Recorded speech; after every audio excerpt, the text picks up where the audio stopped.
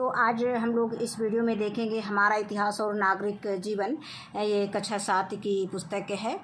तो इसमें आज हम लोग देखेंगे इतिहास में पाठ 8 मुग़ल साम्राज्य की स्थापना, प्रारंभिक मुग़ल शासक 1526 से 1556 ईस्वी के बीच का। तो सबसे पहले हम इस वीडियो में इस पाठ को पढ़ेंगे और पढ़ने के बाद हम इसके अभ्यास प्रश्न हल करेंगे। और ये प्रतियोगी परीक्षाओं के संबंध में भी बहुत ही इम्पॉर्टेंट वीडियो है और चैप्टर है। तो इसको ध्यान से आपको पढ़ना है, ध्यान से सुनना है और सुनने के बाद इसके प्रश्न को हल करना है। तो आइए हम सबसे पहले पाठ को पढ़ते हैं। पाठ को आप लोग आराम से इसको सुनिए। दिल्ली सल्तनत की शक्ति सने सने क्षीण हो रही थी। फलस्वरूप देश की राजनीतिक एकता छिन्न भिन्न हो गई थी। अनेक राज्यों का उदय हो गया था। इनमें ऐसा कोई राज्य नहीं था जो देश की रक्षा के लिए अन्य राज्यों को एकता के सूत्र में बांध सकता और उनका नेतृत्व कर सकता। राजनीतिक एकता के अभाव में बाबर को भारत पर आक्रमण करने का सुअवसर प्राप्त हुआ। यानी बाबर को आक्रमण करने का सुअवसर कैसे प्राप्त हुआ? ये राजनीतिक एकता के अभाव में, राजनीतिक एकता की कमी के कारण जो है बाबर ने भारत पर आक्रमण किया। ये चित्र में बाबर का चित्र दिखाया गया है। अब बाबर का शासनकाल कब से कब तक रहा? 1526 से 1530 ईस्वी तक रहा। बाबर के पिता कौन थे? तैमूर तथा माता का नाम क्या था? चंगेज खां के वंश थे। बाबर का पिता उमर शेख मिर्जा मध्य एशिया की छोटी सी रियासत फरगना का शासक था। अब यहाँ पर ये सब प्रश्न पूछे जाते हैं। बाबर के पिता कौन थे? तैमूर थे। और माता कौन थी? चंगेज खां के वंशज थे। माता चंगेज खां के वंशज थे। यानी इनके माता पिता दोनों किसके वंशज थे? चंगेज खां के वंशज थे। अब बाबर का पिता शेख उमर, यानी पिता के संबंध में दिया गया है। बाबर का पिता उमर शेख मिर्जा मध्य एशिया की छोटी सी रियासत फरगना का शासक था। यानी उनके पिता कहाँ के शासक थे? फरगना के शासक थे। यह एक उपजाऊ प्रदेश था। हरे भरे चारागाह, उत्तम जलवायु एवं फलों के बागान यहाँ की मुख्य विशेषताएँ थी। अपने पिता की मृत्यु के बाद बाबर फरगना का शासक बना। उस समय उसकी आयु लगभग 11 वर्ष थी। सिंहासन पर बैठते ही बाबर को अनेक कठिनाइयों का सामना करना पड़ा। वह अपने पूर्वज तैमूर के राज्य समरकंद को भी जीतना चाहता था।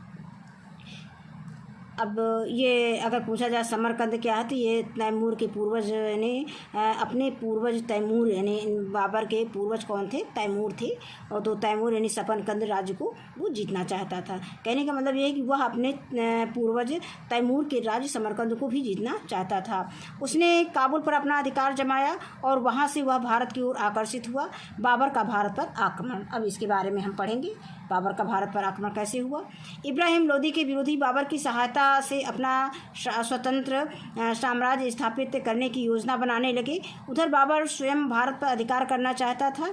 इसके लिए उसने अपनी सेना को भली भांति तैयार किया। उसने अपना तोपखाना को भी सुसज्जित किया, यानी अपने तोपखाना को भी सुसज्जित किया। इसी समय पंजाब के गवर्नर दौलत खां लोदी ने उसे दिल्ली पर आक्रमण करने के लिए आमंत्रित किया। 1526 ईस्वी में पानीपत के मैदान में बाबर का सामना इब्राहिम लोदी से हुआ। नहीं, पानीपत का युद्ध किसके बीच हुआ था? 1526 ईस्वी में बाबर और इब्राहिम लोदी के बीच में हुआ था। बाबर के पास तोपें थी जो भारत के शासकों के पास नहीं थी। उनके पास कुशल घुड़सवार भी थी। उनकी सेना छोटी थी परंतु अच्छी तरह प्रशिक्षित थे। बाबर एवं उनकी सेना को अनेक युद्धों के अनुभव थे। उनसे बड़ी कुशलता से अपनी सेना का संचालन किया।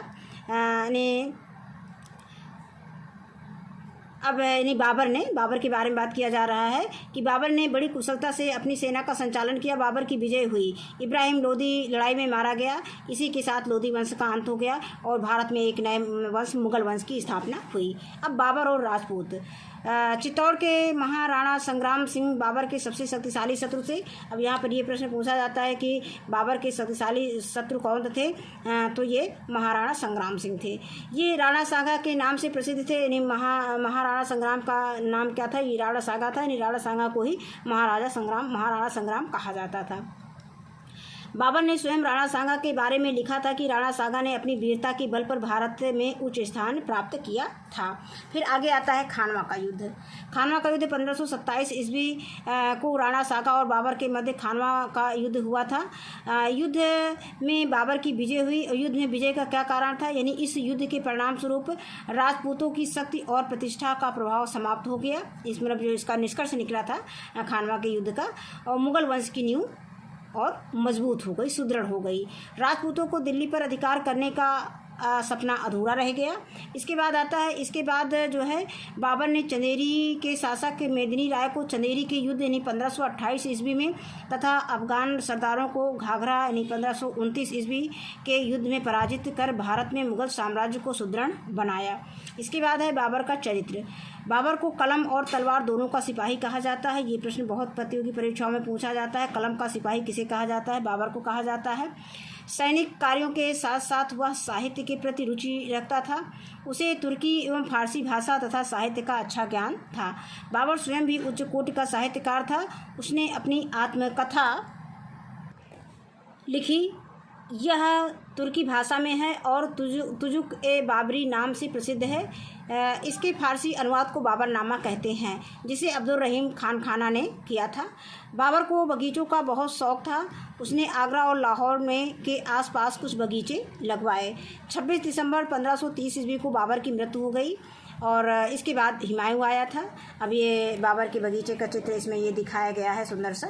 ये बाबर का बगीचा है। बाबर की बगीचे ने बाबरनामा का चित्र इसमें दिखाया गया है। अब इसके बाद आता है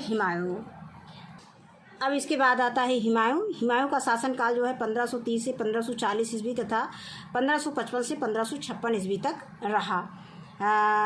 ये हुमायूं को दिखाया गया है चित्र में। अब इसके बाद आता है कि हुमायूं 1530 से 1540 ईस्वी तथा 1555 से 1556 ईस्वी। बाबर की मृत्यु के पश्चात उसका पुत्र हुमायूं 1530 ईस्वी में मुगल सिंहासन पर बैठा। सिंहासन पर बैठते ही हुमायूं को अनेक कठिनाइयों का सामना करना पड़ा।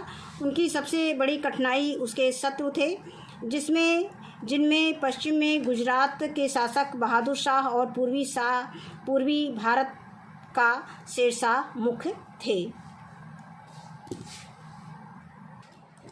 ये दोनों भारत में अपनी शक्ति को बढ़ा रहे थे और मुगल शासक हुमायूं को भारत से भगाने के लिए प्रयत्नशील थे। इन्हीं के साथ हुमायूं के सगे संबंधी भी उनके लिए कठिनाई उत्पन्न कर रहे थे।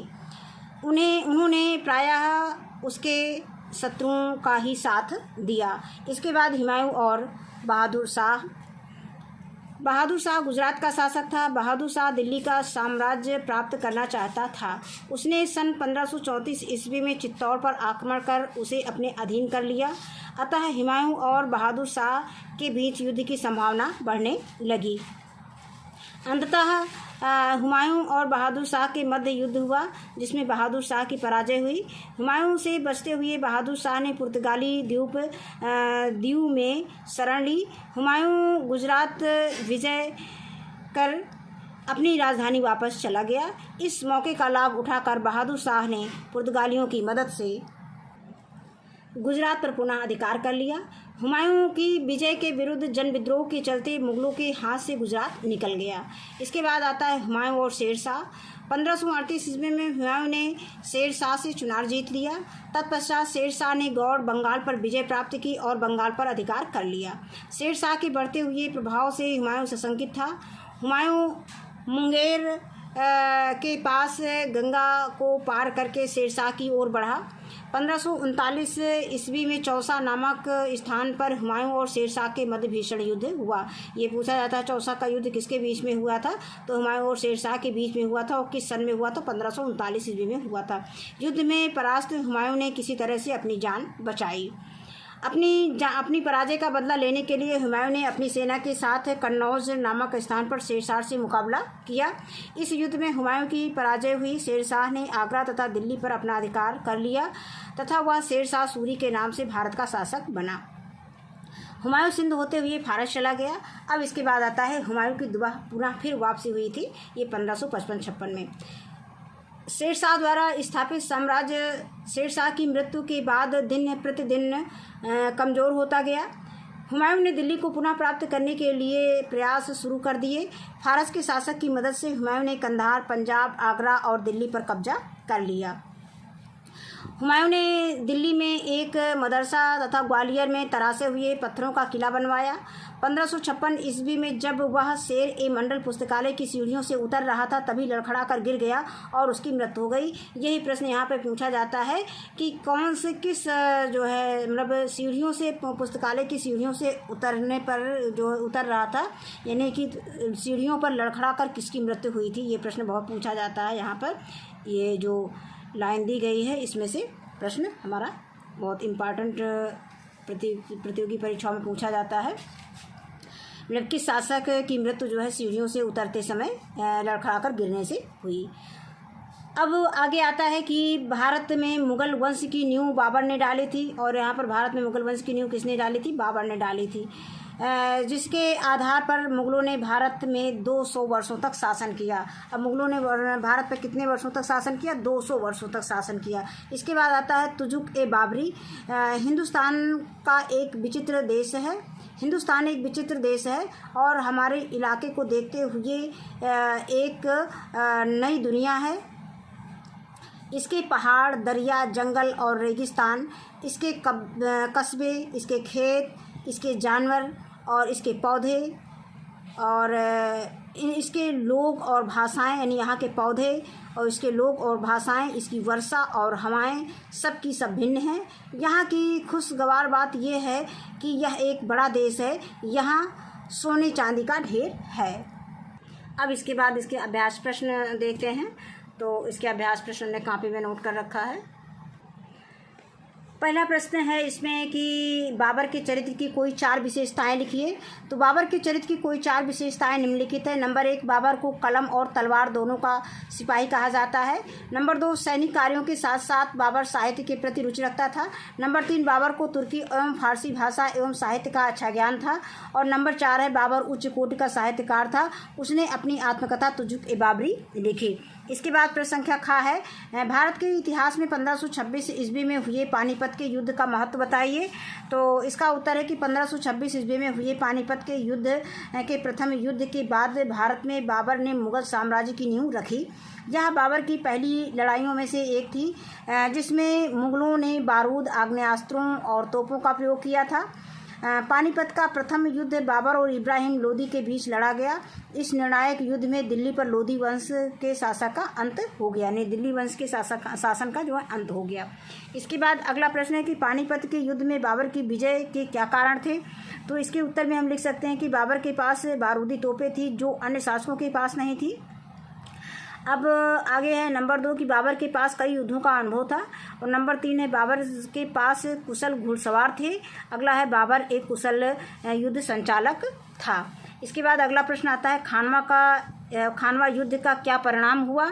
तो इसका उत्तर हम दे सकते हैं कि खानवा का युद्ध 1527 ईस्वी में बाबर और राणा सांगा के बीच हुआ। इस युद्ध में बाबर की विजय हुई। इस युद्ध के निम्न परिणाम हुए। राजपूतों की शक्ति और प्रतिष्ठा का प्रभाव समाप्त हो गया। मुग़ल वंश की नींव सुदृढ़ हो गई। राजपूतों का दिल्ली पर अधिकार करने का सपना अधूरा रह गया। इसके बाद आता है प्रश्न संख्या अंगा, हुमायूं और शेरशाह के मध्य हुए युद्धों का वर्णन कीजिए। तो हुमायूं और शेरशाह के मध्य युद्धों का वर्णन, तो 1538 ईस्वी में हुमायूं ने शेरशाह से चुनार जीत लिया। इसके बाद शेरशाह ने गौड़ बंगाल पर विजय प्राप्त की और बंगाल पर अधिकार कर लिया। आगे है कि चौसा का युद्ध। चौसा का युद्ध सन 1539 ईस्वी में चौसा नामक स्थान पर हुमायूं तथा शेरशाह के मध्य भीषण युद्ध हुआ। युद्ध में हुमायूं परास्त होकर किसी तरह से अपनी जान बचाई। इसके बाद आता है कन्नौज का युद्ध। सन 1540 ईस्वी में हुमायूं अपनी हार का बदला लेने के लिए कन्नौज नामक स्थान पर शेरशाह से युद्ध का मुकाबला किया। इस युद्ध में हुमायूं की हार हुई और शेरशाह ने आगरा और दिल्ली पर अपना अधिकार कर लिया। शेरशाह सूरी के नाम से भारत का शासक बना। हुमायूं सिंध होते हुए फारस चला गया। अगला प्रश्न और अंतिम प्रश्न है कि हुमायूं ने पुनः अपने साम्राज्य को किस प्रकार प्राप्त किया। तो इसके उत्तर में हम लिख सकते हैं कि शेर शाह की मृत्यु के बाद दिन प्रतिदिन शेर शाह द्वारा स्थापित साम्राज्य कमज़ोर होता गया। हुमायूं ने दिल्ली को पुनः प्राप्त करने के लिए प्रयास शुरू कर दिए। फारस के शासक की मदद से हुमायूं ने कंधार, पंजाब, आगरा और दिल्ली पर कब्जा कर लिया। अब इसके बाद हम देखते हैं प्रश्न संख्या 2। निम्नलिखित कथनों में सही कथन के सामने सही तथा गलत कथन के सामने गलत का निशान लगाइए। बहादुर शाह हुमायूं का मित्र था, तो ये गलत है, इसमें गलत का निशान लगा देंगे। अगला है हुमायूं की मृत्यु चौसा के मैदान में हुई, ये भी गलत है। फिर आगे आता है कि चौसा के युद्ध में हुमायूं की विजय हुई, ये भी गलत है। फिर आगे आता है कि स्तंभ का तथा स्तंभ खा में दिए गए तथ्यों को सुमेलित कीजिए। तो हुमायूं की मृत्यु जो है 1556 ईस्वी में हुई, तो इसको हम हुमायूं की मृत्यु को 1556 से मिला देंगे। आगे आता है चौसा का युद्ध 1539 ईस्वी में हुआ था, इसको इससे मिला देंगे। फिर गुजरात का शासक कौन था? गुजरात का शासक बहादुर शाह था, बहादुर शाह से मिलान कर देंगे। कन्नौज का युद्ध हुमायूं और शेरशाह के बीच में हुआ था, तो कन्नौज के युद्ध को हुमायूं और शेरशाह से मिला देंगे। आगे आता है प्रश्न संख्या 4 कि खाली स्थान भरिए। तो का है कि भारत में मुगल साम्राज्य की स्थापना बाबर ने की थी। खा है बाबर और राणा सांगा के बीच खानवा नामक स्थान पर युद्ध हुआ। गा है बाबर ने अपनी आत्मकथा तुर्की भाषा में लिखी। इसके बाद आता है प्रश्न संख्या 5 पाठ के आधार पर निम्नलिखित तालिका पूर्ण कीजिए। तो सन दिया है, युद्ध दिया है, तो 1526 ईस्वी में पानीपत का प्रथम युद्ध हुआ था, 1528 ईस्वी में चंदेरी का युद्ध हुआ था, 1527 ईस्वी में खानवा का युद्ध हुआ था और 1529 ईस्वी में घाघरा का युद्ध हुआ था। अगर हम क्रम से इसको पढ़ते हैं तो 1526 ईस्वी में पानीपत का प्रथम युद्ध हुआ था, 1527 ईस्वी में खानवा का युद्ध हुआ था और 1528 ईस्वी में चंदेरी का युद्ध हुआ था और 1529 ईस्वी में घाघरा का युद्ध हुआ था। तो ये पाठ हमारा यहीं पे समाप्त होता है। इस वीडियो में बस इतना ही।